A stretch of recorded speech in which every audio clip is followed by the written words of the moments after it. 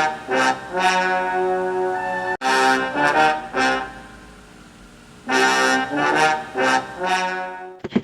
guys, hope you're having a great day. This is Sheila and Fred with Hatfield McCoy Museum Adventures and FS Investigates. Hey guys, breaking news. All right. Did it. Update. Police brutality at its worst. Sheila, go ahead. All charges against a Danville man with dementia who was accused of shoplifting and public intoxication have been dismissed, according to LEX 18. Thank the Lord. They have dismissed all charges. You're going to find out some more stuff as we go along that we weren't aware of when we done our first video on this. But let's just go down the line. The Danville Police Department released this statement on Tuesday. Okay. Danville police officers were requested to assist Walmart loss prevention. See, guys, I don't even care about that first paragraph. That's just a cover. It don't matter how they got there, whether they called 911, whether they flagged them down, whatever. They're there on the scene to investigate and act accordingly. Now, if there's a shoplifting charge, of course, deal with it. If there's a alcohol intoxication charge, you've got to deal with it. But they're there now. It don't matter. They're there to deal with this charge now. So they're held responsible. But here's what I want to read. After being asked to place his hands behind his back, the suspect tensed up and refused to comply. Guys, go back and watch that video on our first video that she did. Watch the first video and see how fast things moved. See how fast. I'm sure they told him he's under arrest. I'm sure they probably said that. That's basic elementary police work in the academy. I mean, you got to inform somebody they're under arrest, then you got to take them into under physical control. But says that they asked him to put his hands behind the back, and the suspect tensed up and refused to comply. They grabbed this man and they took him straight into the register and then straight to the ground. Now, this is the chief's words. The suspect tensed up and refused to comply. Let's go down here to resisting arrest. 520.090, resisting arrest. A person is guilty of resisting arrest when he intentionally prevents or attempts to prevent a police officer recognized and acting under color in official capacity from effecting an arrest of the actor or of another. He tensed up. All I seen was the three officers grab him. Yeah. Using or threatening to use force or violence against the police officer. You know, if they've got body cams on, that's going to show, which you don't have to worry about it. Now the charges have been dismissed. But why? Why have they been dismissed that fast? Maybe the body cams did show. Maybe the body cams did show something different. And now all of a sudden, let's just dismiss the charges and let this one go. We'll cut the line on this one. When you go fishing, violence. Did he threaten violence, or did he didn't know what was going on? And they went back and reviewed the video and they say, whoa, yeah, we this is not right. Now, once again, we discussed it earlier, but he didn't punch, he didn't kick, he didn't make any attempt to run or flee. But he did take a whooping. Now, Ephraim Hilton, the attorney, has asked for assault charges, and we say they should include elderly abuse in there. Yep. Hilton's trying to pursue charges against the officer who he believes used excessive force on the 66-year-old man. Now, let's go back up here and finish this letter from the city. Okay. He, suspect tensed up and refused to comply. This is from the police chief. I know who the police chief is now. He's been the police chief for years. I didn't know he was still there. And a short struggle ensued where the suspect was taken to the ground. Okay. An officer used strikes to the suspect's shoulder to gain suspect compliance, and the suspect was taken into custody. Officers learned the suspect may have been suffering from a previous medical condition aggravated by his intoxicated state. See, we can't We don't know if he was intoxicated. Right. We don't know what his state of mind was because that's just an officer charging him with AI. He may have had one beer. He may have had NyQuil. He may have had anything with the smell of alcoholic beverage or content to it. Alcohol has no smell on the breath, so you usually smell alcohol mixed with Coke or another substance, but you could also smell it in NyQuil, cough syrup. Aggravated by his intoxicated state and transported him to the local hospital where he was medically cleared with no injuries. Officers consulted with the family members and determined the best course of action was to release the suspect and cite him with the pending court date. Now, hold on now. See, the chief has left something out here. The chief has left something out because in the report that Ephraim Hilton, his attorney, was going over with, they had taken this man to the Boyle County Jail. Yep. And the jail, they refused him. The jail refused to accept him because of his mental state. Now, the police chief writes here that aggravated by his intoxicated state and transported him to a local hospital where he was medically cleared with no injuries. I like to see a picture of his face after the fact. Officers consulted with family members and determined probably the best course of action was to release the suspect and cite him with a pending court date. Why? Why would that have been so hard at Walmart? Why would that have been so hard to just cite him at Walmart? His wife was with him, they said. If she's not, they could come and get him. Yeah. But why couldn't we just cite him? If we can cite him now, after he's took 6 blows, after he's been thrown to the cash register, then into the ground. Exactly. Now we decide, and we've arrested him. Now this man's been arrested. Once you arrest somebody, you can't. He's arrested. Yeah. You don't arrest him until you take him to the jail. Now we've decided to write a citation with a court date. All I can tell the family is get you a good lawyer. You got a good lawyer. You got a good lawyer right there. Ephraim Hilton, they don't come no better. He knows what to do. So you're saying after they took him to the hospital, then they just decided to let him go? He's probably in the same mental condition. He's got dementia. Yeah. Even if they take him back to the jail's not going to accept him in his mental condition. You'd have to take him to Eastern State or State Medical Hospital or something. Wow. He's got dementia. His mental capacity is not where it needs to be. Right. Poor thing. You don't put a mental patient into a jail. That's not what the jail's to hold criminals and to punish those convicted of crimes. Wantonly and knowingly, he didn't do that. And this is signed by Anthony Gray Jr., Chief of Police, Danville Police Department. Guys, thanks for calling. Thanks for writing. Thanks for emailing. Thanks for texting. Whatever you done, if any of you did or anybody had anything to do with it, that's what it takes. That's exactly right. Oh, thank you, Lord. Tony Gray, Police Chief. I like to ask Tony Gray something. Known him for years, as far as he's in the next county over from where I policed for the last 30 years. Tony's a black man. Real nice fella. Real easygoing. I always liked him. But I'd like to ask him a question here. If these 3 white cops was arresting that guy right there in that picture, and he was black, what would be done differently here? What would have been done differently? It wouldn't just be the one cop up on charges. They'd have all 3 of those cops up on charges. Because the black community would be raising Cain around Danville and threatening to do whatever, and they would try to appease.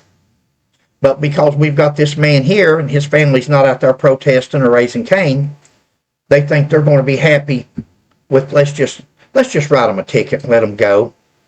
Let's just let him go home with his family. Guys, this is not right. And Chief Gray, if that police officer is not fired, then it's a disgrace to the Danville Police Department. That means he's condoning what they did. They are condoning. If they don't fire, when they see this and they don't fire, then they're condoning it. They're as That's guilty as that officer is. And that goes for the county attorney as well for the criminal charges. This is pure and simple elder abuse. This is an elderly gentleman with his age and with what the law considers elderly. Right. That's elder abuse. There was absolutely no reason. Now, you know, Chief Gray says up there he did compliance strikes or whatever they teach us in the academy to call it. When he punched He him. refused to comply and he struggled and taken to the officer used strikes to the shoulder to gain suspect compliance. Compliance? The man was handcuffed and behind his back. They'd already got his arms behind his back, and he's even handcuffed at that point. What did that strike him? That was punishment. That was punishment strikes. That was contempt of cop strikes. When I tell you you're under arrest, you stand there like somebody and let me put the cuffs on you, or you're going to get worse. You ever had your mother and father whoop you, grab you by the arm, they're taking that switch to you? You're walking in a circle. All right, you better stand still or I'll give you another one. You better not make a face at me when I walk off or I'll give you another one worse than the first one. I'll give you That's some where we learn it from. Yep. And then we take it into our place of authority with us, with them. Oh, I've had my share of fights, had my share of arrests. Guys, when they stop fighting, you stop fighting. If they're not fighting, you don't start to fight. You don't start a fight. But this man didn't understand what was going on. First of all, he did not understand. All of us, he's trying to buy some beer, and all of a sudden they've got 3 police officers around him. You seen them walk back there with them. You see what happens. They took him from the cash register back there to customer service because he didn't have his ID. But then they accused him of trying to shoplift it. But he didn't go towards the door. Nothing. He followed whatever they asked him to do. He did. He says that he was defenseless. His hands were behind his back and he was handcuffed. It is totally unnecessary. That is police brutality at its worst. Then the chief, this is me, then the chief's going to cover it up by saying, officer used strikes to the suspect's shoulder to gain compliance. Really? Where's he striking to? Oh, he may have hit him in the shoulder once, but he was going, you ever get in a fight and you aim for somebody's shoulder or do you aim for their head? Those were head shots. Those were head shots. He knew where his head was. He knew what he was going after. The man was trying to avoid getting struck. Did they have a picture of him after, I wonder? After this incident? I hope so. So you could see. I hope the family took pictures. Yeah. Good thing is, guys, at least the county attorney dropped charges Thank the Lord. on him because of his mental capacity and knowing that. And a good thing of advice is that maybe the family would stay closer to him when he's out like that so this doesn't happen again. He might need someone to go in places with him. But even without a family member with somebody, we as police officers have to know that there's a lot of people out here, especially nowadays, medication, elderly, dementia, Alzheimer's, autistic. We've got to try to distinguish what's going on. Is this a mental problem? Is this an alcohol problem? Again, he very well, maybe the officer smelled something that detected alcohol. Maybe he's drinking alcohol. Could have been. I'm hoping that they done a blood test on him at the hospital. I'm hoping they took blood for something. Let's see. We need to see the where Ephraim results. can subpoena or ask for the blood results and see. It'll show how much alcohol's in his blood system. And if this man's intoxicated to the point of where besides his dementia, he's intoxicated, then, that definitely had something to do with alcohol too. But just to be able to label somebody as a police officer, and police officers have that luxury. We have the luxury to charge somebody with AI or disorderly or menacing. Thanks, guys, for dropping the charges. Yes. Thanks for calling in. Wish the old man well. Yeah. Hopefully the Danville Police Department if they want to maintain their any kind of reputation. Because I'm gonna tell you, no, I won't. No, I won't. But Good job. I've seen a lot also in 40 years, and some of these departments that's got these good public relations things. A lot of people's not out there at 2 or 3 o'clock in the morning and sees what goes on and how people's treated. Sad. And maybe I'll do a video on it someday, but I have an experience that I can relate to. Sad experience. Yeah. I know the one you're talking about. Of course. And all right, guys. Thanks for watching. Guys, we got to hold the police. We're just going to, I hate to say this, 40-year career, and I'm sitting here saying, this is if I ever thought that I would be in this position and making these videos now, I would have bet you anything. There's that. Wore that for the last 6 years. Yeah. And there that is.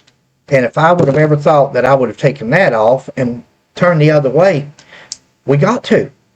It's come to the point of where that could be me next. That could be Sheila. That could be you guys. We've got to get a hold on these people. This is not Germany. They are not Gestapo. We've got to be friends. Policemen are your friends. Sheila tells them in her kindergarten class. Yeah. Policemen is your friends. Yeah. You ever need help? You ever get in trouble? Find you a policeman. They'll help you. Really? After they beat the crap out of you? We got to do better. I don't mean to sound mean, but all it takes is to do better. And it starts with the chief. Starts with the sheriff. Starts with the commissioner of the state police. They need to hold people accountable. Starts with Patel, with the FBI. Need changes. All we need is changes. It's not like it can't be done. It's not like it's asking too much, because you're always going to have bad apples in everything. There's always going, but you may have one bad apple in a bushel. That don't run the whole bushel. Nowadays, you've got a bushel, and you may have one good apple in it. They seem to follow in the wrong trend. Instead of the good ones trying to influence the bad ones to come over to my side and let's do this. You've got the good ones joining in with the bad. Because they're not held accountable for anything. No. And that's we're going to see. We're going to see. We're going to see if he's held accountable. If that was a black man, I have my opinion. Okay. My opinion was, if that was a black man sitting right there and that officer struck him 6 or more times, I don't care, to the chest. To the chest. When he's handcuffed behind his back, that officer would be fired. That officer would be up on charges. Or the black community would be raising Cain. And rightly so. Rightly so. So now, let's have justice for John. Justice for Mr. Harwick. Okay. He got justice from the county attorney. Excuse me. Yeah. Now, hopefully, they're going to fire the officer. They're going to charge him with elderly abuse, assault, official misconduct, assault fourth. At least, minimum. Till they start holding these people accountable, nothing's going to change. You're up, buddy. All right, guys. Thanks for watching. Please like, subscribe, and share. And please go to Fred McCoy 40. Fred McCoy 40 and subscribe for more videos like this. All right. Have a great day, guys. Bye.